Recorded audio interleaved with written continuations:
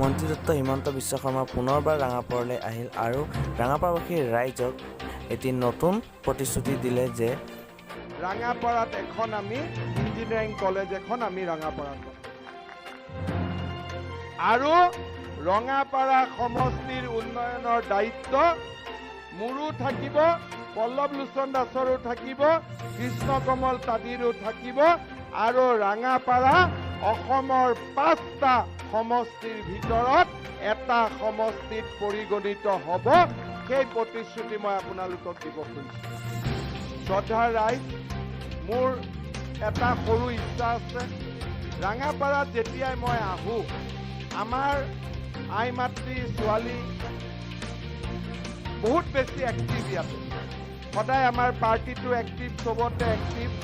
মোৰ এটা মনত ইচ্ছা আছে যে ৰাঙাপাৰাত এখন আমি BSc নাৰ্ছিং কলেজ আৰু GNM এখন স্কুল কৰিম। BSc নাৰ্ছিং কলেজত 50জনী ছোৱালী বছৰে পঢ়িব আৰু GNMত 100জনী ছোৱালী প্ৰত্যেক বছৰে পঢ়িব। আপোনালোকে ৰাঙাপাৰাত ভাল জাগাত মাতি চাওক, যদি ভগৱানে মোক শক্তি দিয়ে, সাহস দিয়ে, প্ৰথম বছৰৰ ভিতৰতে ৰঙাপাৰাত আমি এই নাৰ্ছিং স্কুল আমি বনাই পেলাম। আমাৰ যাতে বাগানৰ ছোৱালীবিলাকে নাৰ্ছিং পঢ়িব পাৰে, গাঁৱৰ ছোৱালীবিলাকে নাৰ্ছিং পঢ়িব পাৰে, ঘৰৰ বাহিৰত যাব নালাগে, তাৰ কাৰণে আমি এই কামটো কৰিম। Video' report Rangapara 24 news.